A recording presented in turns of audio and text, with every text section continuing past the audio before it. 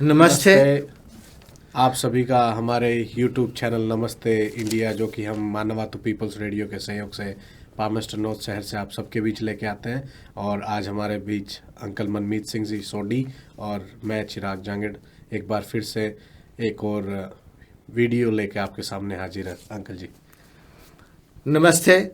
मैं सारे मेरे दर्शकों का इस नमस्ते चैनल में स्वागत करता हाँ।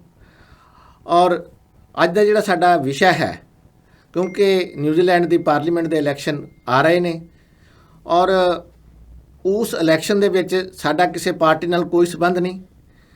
और असी ये दसना चाहुंदे अपने जिहड़े इंडियंस मेरे व्यूअर्स हैं, मेरे होर जिहड़े देखण वाले वीर हैं, उन्होंने असी ये दसना चाहुंदे हैं कि जिहड़ा इत्थे दा पार्लीमेंट की इलैक्शन का सिस्टम है और किस तरह इत्थे ਜਿਹੜੇ पार्लीमेंट के मैंबर चुने जाते हैं, असी उन्हां बारे अज चर्चा करन जा रहे हैं। मेरे नाल इस चर्चा में शामिल होने लई मेरे छोटे वीर चिराग जी हैं और असी इस इलैक्शन बारे तुहाडे नाल गलबात करांगे और साडी कोशिश होएगी कि तुहानूं ये जानकारी दित्ती जाए जिहड़े मेरे इंडियंस वीर इत्थे बैठे हैं कि ये जिहड़ी इलैक्शन है ये जिहड़ी पार्लीमेंट दी है इहदे विच तुसीं जरूर हिस्सा लेना। तुसीं जे मेरे वीर जिन्हां दी वोटां इत्थे बणीआं होईआं हन, जिन्हां ने हाले तक नहीं वोट भी बनाई, वो भी ਹੁਣ ਤੁਸੀਂ ਵੋਟ ਬਣਾ ਕੇ ਤੁਸੀਂ ਵੋਟ ਦਾ ਪ੍ਰਯੋਗ ਕਰ ਸਕਦੇ ਹੋ।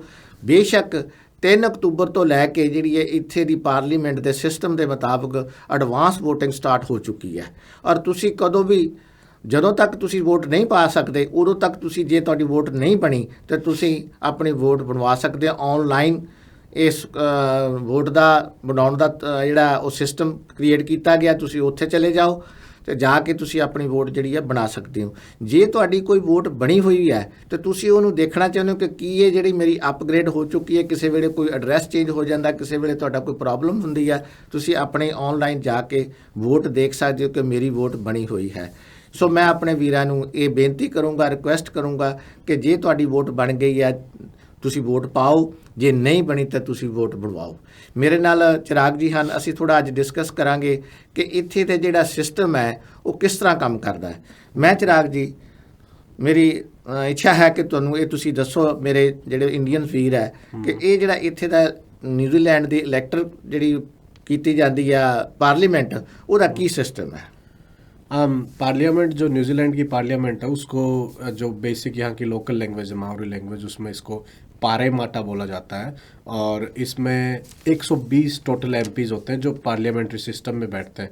अब पार्लियामेंट्री सिस्टम को अपन बताने से पहले इसको 2 हिस्सों में बांटेंगे। जैसे इंडिया में एक होता है राष्ट्रपति और उसके बाद फिर दो होते हैं हाउस, जैसे लोकसभा और राज्यसभा। बट यहाँ पे क्या है, यहाँ पे राष्ट्रपति के इक्वल आ गया गवर्नर जनरल, जो कि मोनार्क जो क्वीन एलिजाबेथ सेकंड है लंदन से, उनका रिप्रेजेंटेटिव होता है, क्योंकि वो क्वीन ऑफ न्यूजीलैंड भी हैं। और उनका रिप्रेजेंटेटिव इस वक्त पर्सेरेडी यस वो गवर्नर जनरल है यस। और जो हाउस ऑफ रिप्रेजेंटेटिव है वो यहाँ पे 2 तरीके से, उसमें 120 कुल एमपी बैठते हैं।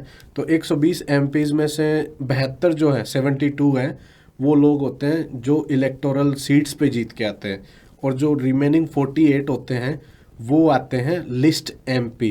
तो लिस्ट एमपी की जो गणित है वो मेरे से बेटर अंकल जी बता पाएंगे आपको कैसे चुना जाता है लिस्ट एमपीज को। मैं तुहानूं ये दस देवां कि इत्थे जिहड़ा सिस्टम जिस तरह चिराग जी ने दस्सिया कि जिहड़ा पार्लीमेंट का सिस्टम है 2 तरह का, उहनूं MMP कहंदे ने, मिक्स मैंबर प्रपोर्शनल।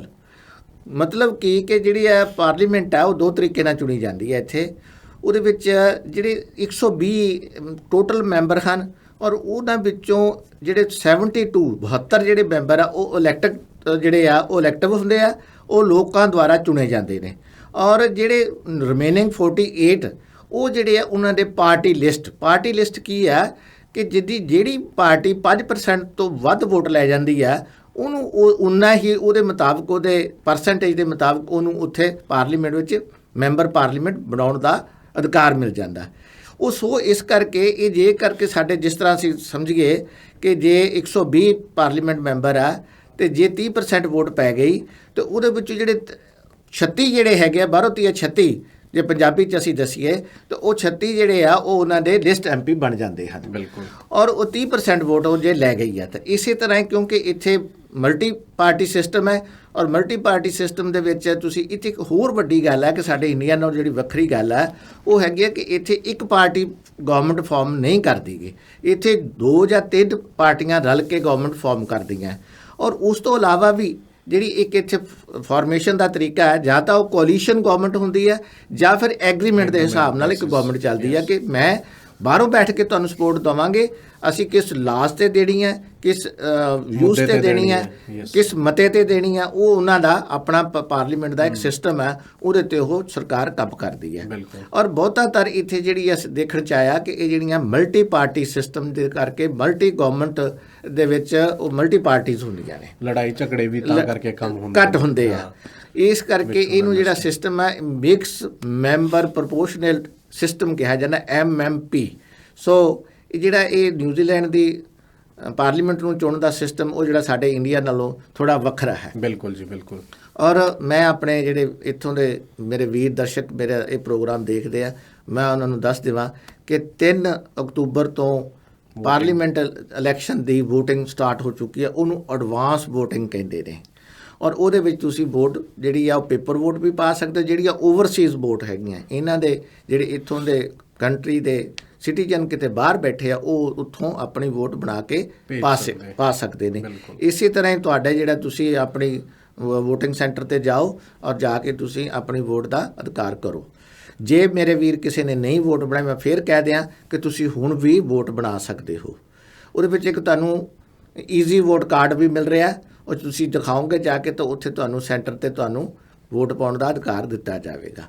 ਸੋ ਚਿਰਾਗ ਜੀ, ਹਾਂਜੀ, ਆਪਾਂ ਜਿਹੜੀ ਇਹ ਇੱਥੋਂ ਦੀ ਪਾਰਲੀਮੈਂਟ ਦੀ ਇਲੈਕਸ਼ਨ ਦੀ ਗੱਲ ਕਰ ਰਹੇ ਆ ਤੇ ਮੈਂ ਕਿਉਂਕਿ ਆਪਾਂ ਪਾਮਸਟਨ ਨਾਰਥ ਦੇ ਵਿੱਚ ਬੈਠੇ ਆ ਤੇ ਪਾਮਸਟਨ ਨਾਰਥ ਦੀ ਵੀ ਇੱਕ ਪਾਰਲੀਮੈਂਟ ਸੀਟ ਹੈਗੀ ਆ ਤੇ ਆਪਾਂ ਮੈਂ ਸਮਝਦਾ ਵੀ ਇਹਦੀ ਵੀ ਗੱਲ ਬਹੁਤ ਜ਼ਰੂਰੀ ਹੈ। ਇੱਥੇ ਜਿਹੜੇ ਮੇਰੇ ਵੀਰ ਇੱਥੋਂ ਦੇ ਲੋਕਲ ਪਾਮਸਟਨ ਨਾਰਥ ਔਰ ਬਾਨਾਵਤੂ ਪੀਪਲ ਜਿਹੜੇ ਇੱਥੋਂ ਦੇ ਲੋਕ ਹੈਗੇ ਆ ਉਹਨਾਂ ਨੂੰ ਅਸੀਂ ਦੱਸ ਦਈਏ ਕਿ ਇੱਥੇ ਜਿਹੜੀਆਂ 7 ਪਾਰਟੀ ਦੇ ਕੈਂਡੀਡੇਟਸ ਹਨ। ਬਿਲਕੁਲ। ਔਰ ਮੈਂ ਚਾਹਾਂਗਾ ਕਿ ਤੁਸੀਂ ਉਹਨਾਂ ਚੋਂ ਜਿਹੜੇ ਤੁਸੀਂ ਦੱਸ ਸਕਦੇ ਹੋ ਉਹਦੇ 'ਚ ਦੱਸਣ ਦੀ ਕਿਰਪਾਲਤਾ ਕਰੋ ਕਿ ਕਿਹੜੇ ਨੈਸ਼ਨਲ ਦਾ ਵਿਲੀਅਮ ਵੁੱਡ ਹੈਗਾ ਜਿਹੜਾ ਯੰਗੈਸਟ ਐਮਪੀ ਕੈਂਡੀਡੇਟ ਹੈ 18 ਸਾਲਾਂ ਦਾ, ਤੇ ਦੂਜੇ ਨੰਬਰ ਤੇ ਲੇਬਰ ਪਾਰਟੀ ਦਾ ਕੈਂਡੀਡੇਟ ਟਾਂਗੀ ਉਟੀਕੇਰੇ, ਤੀਜੇ ਤੇ ਗ੍ਰੀਨ ਪਾਰਟੀ ਟੀਐਨਓ ਟੈਨੋ, ਤੇ ਚੌਥੇ ਨੰਬਰ ਤੇ act party the I think ਨਾ ਕੀ ਆ ਐਕਟ ਪਾਰਟੀ ਦੇ ਹੈਗੇ ਜੀ ਐਕਟ ਪਾਰਟੀ ਦੇ ਜੈਕ ਫਿਲਿਪਸ। ਐਡਵਾਂਸ ਨਿਊਜ਼ੀਲੈਂਡ ਦੇ ਸ਼ੈਰਨ ਲੋਇਨ ਔਰ ਫਰਸਟ ਦੇ ਹੈਗੇ ਡੈਰੇਕ ਬਾਲ। ਇਹ 7 ਪਾਰਟੀਆਂ ਜਿਹੜੀਆਂ ਇਹ ਇੱਥੇ ਇਲੈਕਸ਼ਨ ਲੜ ਰਹੀਆਂ ਪਾਮਸਟਨ ਨਾਰਥ ਵਿੱਚ ਲੜ ਰਹੀਆਂ ਔਰ ਇਹਨਾਂ ਦੇ ਜਿਹੜੇ ਕੈਂਡੀਡੇਟ ਹੈਗੇ ਅਸੀਂ ਉਹ ਤੁਹਾਨੂੰ ਦੱਸੇ। ਸਾਡਾ ਇੱਥੇ ਇਸ ਪ੍ਰੋਗਰਾਮ ਵਿੱਚ ਕਿਸੇ ਪਾਰਟੀ ਦੇ ਜਾਂ ਕਿਸੇ ਕੈਂਡੀਡੇਟ ਨੂੰ ਵੋਟ ਪਾਉਣ ਬਾਰੇ ਨਹੀਂ ਕਹਿਣਾ ਅਸੀਂ। ਇਹ ਤੁਹਾਡੀ ਆਪਣੀ ਜਿਹੜੀ ਤੁਹਾਡੀ ਚੁਆਇਸ ਹੈ, ਤੁਸੀਂ ਕਿਸ ਪਾਰਟੀ ਨੂੰ ਪਾਰਟੀ ਵੋਟ ਦੇਣਾ, ਕਿਸ ਕੈਂਡੀਡੇਟ ਨੂੰ ਕੈਂਡੀਡੇਟ ਵੋਟ ਦੇਣਾ, ਕਿਉਂਕਿ ਇੱਥੇ 2 ਤਰ੍ਹਾਂ ਵੋਟ ਤੁਸੀਂ ਦੇਣ ਜਾਓਗੇ। ਮੈਂ ਤੁਹਾਨੂੰ ਫਿਰ ਕਲੀਅਰ ਕਰਦਾ ਕਿ ਜਦੋਂ ਹੁਣ ਤੁਸੀਂ ਉੱਥੇ ਜਾਣਾ ਵੋਟ ਪਾਉਣ ਵਾਸਤੇ ਤੇ ਉੱਥੇ ਤੁਹਾਨੂੰ 2 ਤਰ੍ਹਾਂ ਦੀ ਵੋਟ ਪਾਉਣ ਦਾ ਅਧਿਕਾਰ ਹੈ। ਇੱਕ ਤੁਸੀਂ ਉੱਥੇ ਲਿਖਿਆ ਹੈਗਾ ਕਿ ਤੁਸੀਂ ਕਿਹੜੇ ਕੈਂਡੀਡੇਟ ਨੂੰ ਚਾਹੁੰਦੇ ਹੋ, ਉਹ ਤੁਸੀਂ ਕੈਂਡੀਡੇਟ ਦੀ ਵੋਟ ਪਾਓਗੇ। ਇੱਕ ਤੁਹਾਨੂੰ ਉੱਥੇ ਦੱਸਿਆ ਜਾਊਗਾ ਤੁਸੀਂ ਕਿਹੜੀ ਪਾਰਟੀ ਨੂੰ ਚਾਹੁੰਦੇ ਹੋ, ਫਿਰ ਤੁਸੀਂ ਇੱਕ ਪਾਰਟੀ ਵੋਟ ਪਾਵੋਗੇ। ਇਹ ਦੋਨੇ ਰਲ ਕੇ ਜਿਹੜੀਆਂ ਇੱਥੋਂ ਦੀ ਜਿਹੜੀ ਪਾਰਲੀਮੈਂਟ ਬਣਦੀ ਆ। ਸੋ ਇੱਥੇ ਅਸੀਂ ਜਿਹੜੀ ਆ ਪਾਰਲੀਮੈਂਟ ਦੀ ਜਿਹੜੀ ਫਾਰਮੇਸ਼ਨ ਦੀ ਥੋੜ੍ਹੀ ਬਹੁਤੀ ਗੱਲ ਕੀਤੀ ਆ ਔਰ ਤੁਹਾਨੂੰ ਅਸੀਂ ਦੱਸਣ ਦੀ ਕੋਸ਼ਿਸ਼ ਕੀਤੀ ਹੈ ਕਿ ਨਿਊਜ਼ੀਲੈਂਡ ਦਾ ਜਿਹੜਾ ਪਾਰਲੀਮੈਂਟ ਦਾ ਸਿਸਟਮ ਆ ਉਹ ਕੁਛ ਸਾਡੇ ਇੰਡੀਆ ਨਾਲੋਂ ਵੱਖਰਾ ਹੈ। ਔਰ ਮੈਂ ਦੱਸਦੇ ਹਾਂ ਕਿ ਇੱਥੇ ਜਿਸ ਤਰ੍ਹਾਂ ਪਹਿਲਾਂ ਹੀ ਆਪਾਂ ਗੱਲ ਕੀਤੀ ਹੈ ਕਿ ਇੱਥੇ ਜਿਸ ਤਰ੍ਹਾਂ ਸਾਡੇ ਰਾਸ਼ਟਰਪਤੀ ਦੀ ਚੋਣ ਹੁੰਦੀ ਆ ਇੱਥੇ ਜਿਹੜੀ ਆ ਉਹ ਮਹਾਰਾਣੀ ਵੱਲੋਂ ਜਿਹੜਾ ਗਵਰਨਰ ਜਨਰਲ ਦੀ ਪੋਸਟ ਹੈ ਇੱਥੇ ਜਿਹੜੇ ਪੈਟਸੀ ਰੈਡੀ ਨੇ ਇੱਥੇ ਦੇ ਗਵਰਨਰ ਜਨਰਲ ਉਹ ਵੀ ਲੇਡੀ ਆ।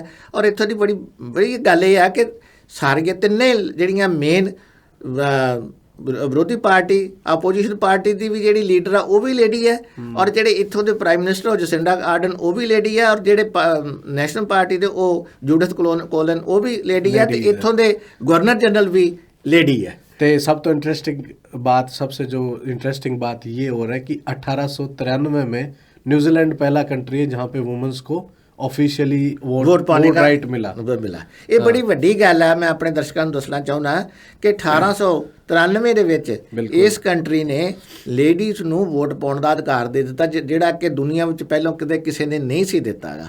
ਸੋ ਇਹ ਫਸਟ ਕੰਟਰੀ ਹੈ, ਔਰ ਇਸੇ ਕਰਕੇ ਮੈਂ ਸਮਝਦਾ ਕਿ ਇੱਥੇ ਲੇਡੀਜ਼ ਜਿਹੜੀਆਂ ਤਿੰਨੋਂ ਲੇਡੀਜ਼ ਇਸ ਵਕਤ ਜੇ ਗਵਰਨਮੈਂਟ ਚਲਾ ਰਹੀ ਹੈ, ਉਹ ਜਿਹੜੀ ਲੇਬਰ ਪਾਰਟੀ ਆ ਉਹਦੀ ਜਿਹੜੀ ਆ ਲੀਡਰ ਹੈ ਪ੍ਰਾਈਮ ਮਿਨਿਸਟਰ ਜਸਿੰਡਾ ਆ, ਔਰ ਨੈਸ਼ਨਲ ਪਾਰਟੀ ਦੇ ਜੋਸੇਫ ਕੋਲਿਨ ਹੈ, ਔਰ ਜਿਹੜੇ ਇੱਥੋਂ ਦੇ ਗਵਰਨਰ ਜਨਰਲ ਆ ਉਹ ਪੈਟਸੇ ਰੈਡੀ ਹੈ।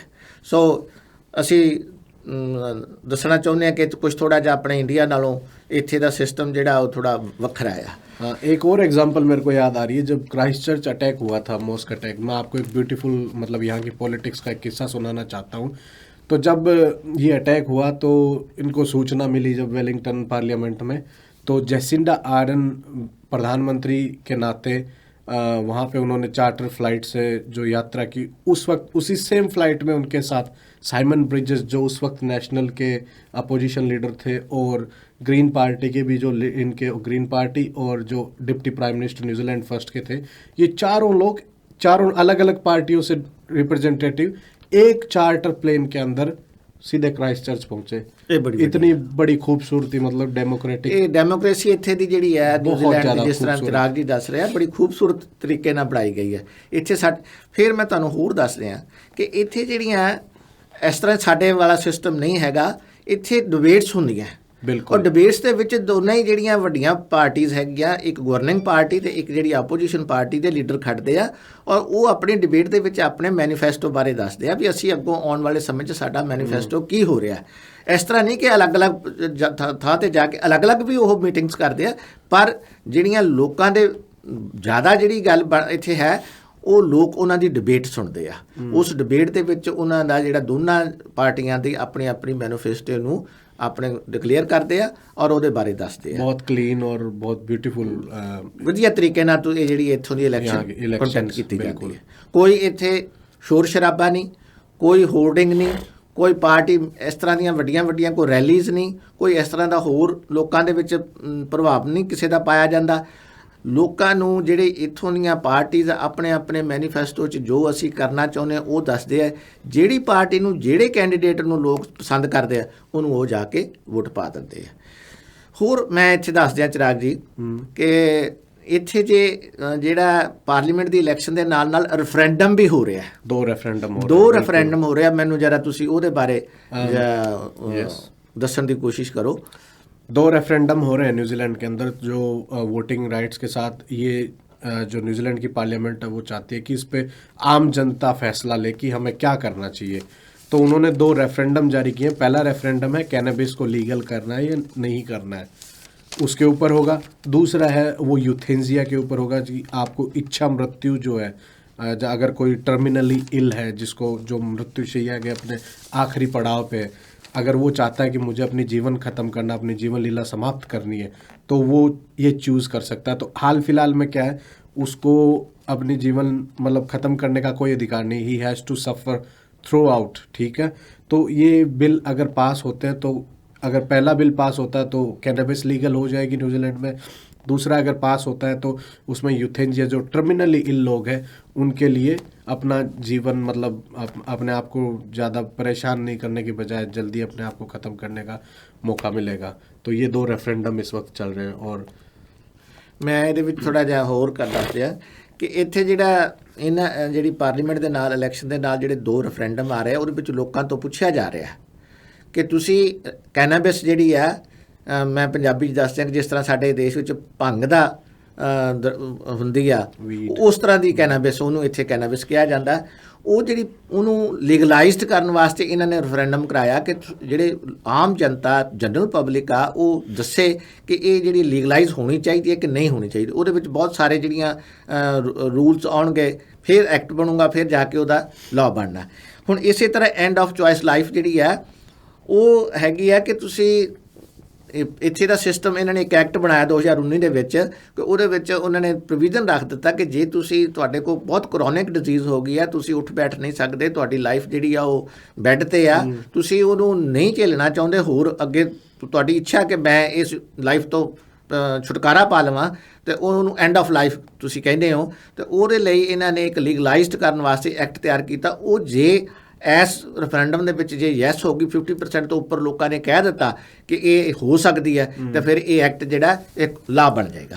ਫਿਰ ਉੱਥੇ ਉਹਦਾ ਸਿਸਟਮ ਬਣਾ ਦਿੱਤਾ ਗਿਆ ਕਿ ਉਹਦੇ ਵਿੱਚ ਜਿਹੜਾ ਤੁਹਾਡਾ ਡਾਕਟਰ, ਇੱਕ ਨਰਸ ਤੇ ਇੱਕ ਲੀਗਲ ਬੰਦਾ ਜਿਹੜਾ ਤੁਹਾਡੇ ਕੋਲ ਹੋਊਗਾ, ਤੁਸੀਂ ਉਹਨੂੰ ਉਹਦੇ ਸਾਹਮਣੇ ਉਹਨੂੰ ਪੋਇਜ਼ਨ ਜਾਂ ਤੁਸੀਂ ਕੋਈ ਜਿਹੜੀ ਕੋਈ ਮੈਡੀਕੇਸ਼ਨ ਦੇਣੀ ਆ, ਉਹ ਮੈਡੀਕੇਸ਼ਨ ਦੇ ਕੇ ਉਹਨੂੰ ਉਹਦੀ ਲਾਈਫ ਨੂੰ ਜਿਹੜੀ ਆ ਉਹ ਖਤਮ ਕਰ ਸਕਣਗੇ। ਉਹਦੇ ਲਈ ਜਿਹੜਾ ਐਕਟ ਤੋਂ ਲਾਅ ਬਣ ਜਾਏਗਾ। ਸੋ ਅੱਜ ਸਾਡੇ ਦਰਮਿਆਨ ਮਿਸਟਰ ਚਿਰਾਗ ਜੀ ਆਏ, ਅਸੀਂ ਦੋਨਾਂ ਨੇ ਇਹ ਬੈਠ ਕੇ ਤੁਹਾਡੇ ਨਾਲ ਇਹ ਜਿਹੜਾ ਅੱਜ ਦੀ ਬਹੁਤ ਕਰੰਟ ਇਸ਼ੂ ਆ, ਇਲੈਕਸ਼ਨ ਚੱਲ ਰਿਹਾ ਪਾਰਲੀਮੈਂਟ ਦਾ, ਸੋ ਸਾਡਾ ਫਿਰ ਮੈਂ ਕਹਿ ਦਿਆਂ ਕਿ ਸਾਡਾ ਕਿਸੇ ਪਾਰਟੀ ਨਾਲ ਕੋਈ ਸੰਬੰਧ ਨਹੀਂ। ਅਸੀਂ ਸਿਰਫ ਤੁਹਾਨੂੰ ਜਾਣਕਾਰੀ ਹਿੱਤੇ ਦੇਣਾ ਚਾਹੁੰਦੇ ਹਾਂ ਕਿ ਤੁਸੀਂ ਕਿਸ ਤਰ੍ਹਾਂ ਜਾ ਕੇ ਵੋਟਿੰਗ ਕਰ ਸਕਦੇ ਹੋ ਔਰ ਇਹ ਵੋਟਿੰਗ ਸਿਸਟਮ ਕੀ ਹੈ। ਅੱਜ ਦਾ ਮੈਂ ਸਮਝਦਾ ਇਹ ਸਾਡਾ एपिसोड ਅਸੀਂ ਇੱਥੇ ही इन्हों समाप्त करते हैं। मैं एक चीज़ और, लोकतंत्र के इस महापर्व में जो भी हमें देख रहे हैं, जो हमारे यहाँ लोकल व्यूअर्स हैं, एक बार फिर से आप सभी से हम रिक्वेस्ट करते हैं कि जाइए अपने वोट के अधिकार का इस्तेमाल कीजिए। आपका एक वोट हमारे आने वाले पीढ़ियों की राह पक्की कर सकता है। वोट जरूर करो, बहुत ਜ਼ਰੂਰੀ ਹੈ। ਜਿਸ ਤਰ੍ਹਾਂ ਅਸੀਂ ਇੰਡੀਆ ਦੇ ਵਿੱਚ ਸਾਡੇ ਪਾਰਟੀ ਜਾਂ ਸਾਡੀ ਗਵਰਨਮੈਂਟ ਕਹਿੰਦੀ ਹੈ ਕਿ ਵੋਟ ਜ਼ਰੂਰ ਕਰੋ, ਇੱਥੇ ਵੀ ਬਹੁਤ ਤਰੀਕੇ ਨਾਲ ਲੋਕਾਂ ਨੂੰ ਸਮਝਾਇਆ ਗਿਆ, ਘਰ ਘਰ ਇਹਨਾਂ ਨੂੰ ਵੋਟਿੰਗ ਦਾ ਸਿਸਟਮ ਦੱਸਿਆ ਗਿਆ। ਔਰ ਉਹ ਤੁਸੀਂ, ਮੈਂ ਤਾਂ ਚਾਹਾਂਗਾ ਕਿ ਮੇਰੇ ਜਿੰਨੇ ਮੇਰੇ ਦਰਸ਼ਕ ਵੀਰ ਦੇਖਦੇ ਨੇ ਉਹ ਵੋਟ ਜ਼ਰੂਰ ਕਰਨ। Thank you very much. Thank you. नमस्ते। नमस्ते।